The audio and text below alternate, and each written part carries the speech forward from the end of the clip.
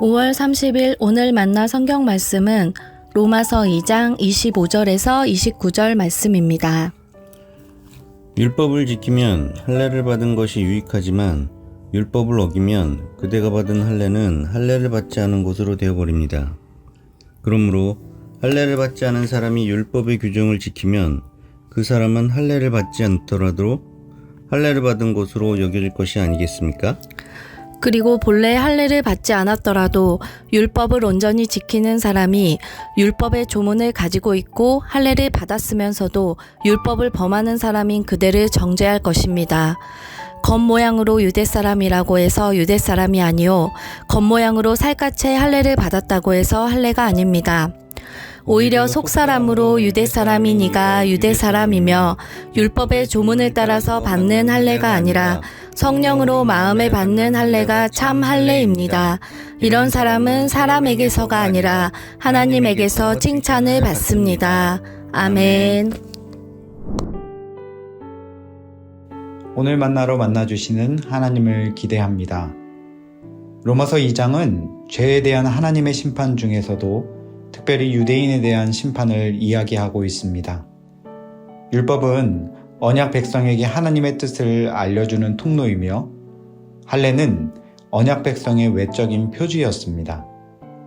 바울은 유대인의 정체성의 표지였던 이 율법과 할례를 유대인들이 가지고 있음에도 결국은 심판을 받게 됨을 경고하고 있습니다. 율법과 할례를 소유한다는 것은 하나님과의 언약 관계를 맺고 있다는 증거이며 그렇지 못한 이방인들과의 구분점이 되었음에도 불구하고 소유 자체와 언약 관계를 유지하는 것은 별개의 문제였다는 것을 바울은 지적하고 있는 것입니다. 당시 유대인은 하나님께로 받은 율법을 의지하고 자랑하였습니다. 사실 그럴 만도 한 것이 율법을 받았다는 것은 하나님께 선택된 백성이라는 중요한 증거였기 때문입니다. 그들은 이방인들과 비교하여서 자기 스스로를 인도자요, 빛이요, 교사요, 스승이라고 생각했습니다. 하지만 율법을 소유하고 있다고 그들을 저절로 하나님의 사람으로 만들어주지는 못하였습니다. 하나님의 사람으로 살아가는 관계는 오직 율법을 통해 알게 된 하나님의 뜻을 신실하게 지켜 살아가는 순종을 통해서 이루어지기 때문입니다. 오늘 2장 21절 이하를 살펴보면 유대인들은 율법을 맡은 자신들의 특권을 알았고 그로 인하여 주어지는 사명도 알았습니다. 그러나 율법의 실행자는 아니었습니다. 오히려 간음과 도둑질 등 여러 악한 일을 하여 율법을 어겼다고 바울은 지적하고 있습니다. 이들에게 하나님의 말씀은 소유의 대상이었을 뿐 사랑과 순종의 대상이 아니었음을 말해주고 있는 것입니다. 또한 오늘 함께 읽은 본문 25절 이하를 살펴보면 유대인들은 율법을 소유하는 것을 넘어 언약 백성의 외적인 표지였던 할례 행함을 중요한 요소로 여겼습니다.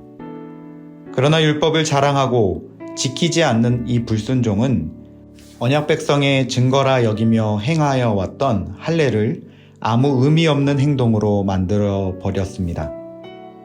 바울은 유대인들에게 진정으로 요구되는 것이 육신의 외적인 할례가 아닌 마음의 할례를 통하여 하나님의 말씀에 순종함이었다라고 지적하고 있는 것입니다.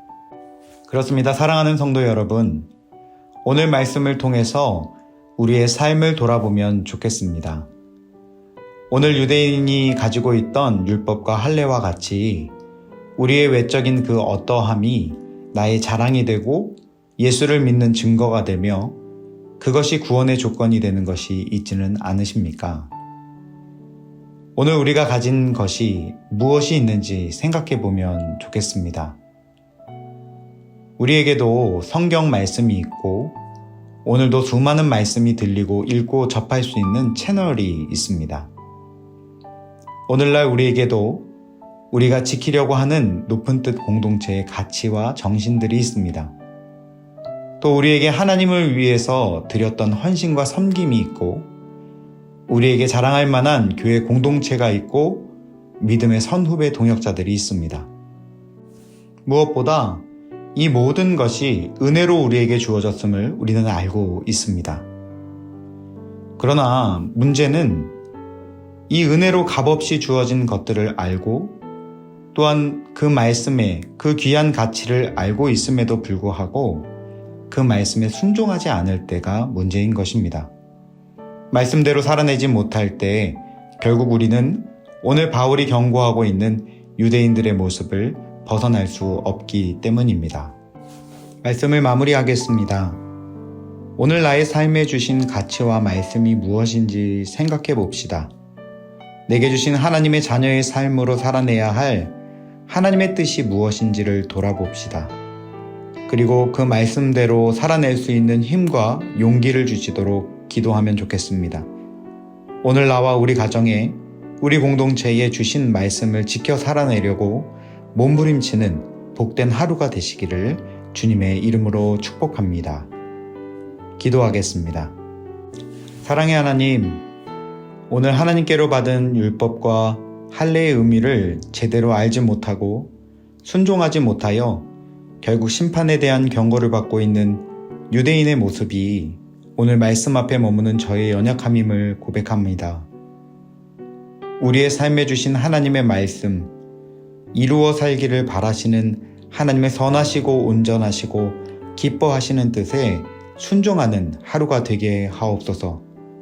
말씀대로 살아가며 순종의 제사를 올려드리는 거룩한 예배자의 삶을 살아내게 하옵소서. 예수님의 이름으로 기도합니다. 아멘. 이제 두 가지 제목으로 함께 기도하겠습니다. 먼저는 내게 주시는 말씀과 하나님의 선하신 뜻을 실천할 수 있는 용기와 힘을 더하여 주시도록 기도합시다. 두 번째는 우리나라 정치, 경제, 교육, 문화, 가정 등 모든 영역 속에 하나님의 뜻이 더욱 명확하게 세워지게 하시고 그 뜻을 발견하여 순종하는 그리스도인들의 선한 영향력들이 커져가게 하옵소서. 함께 기도하기를 원합니다.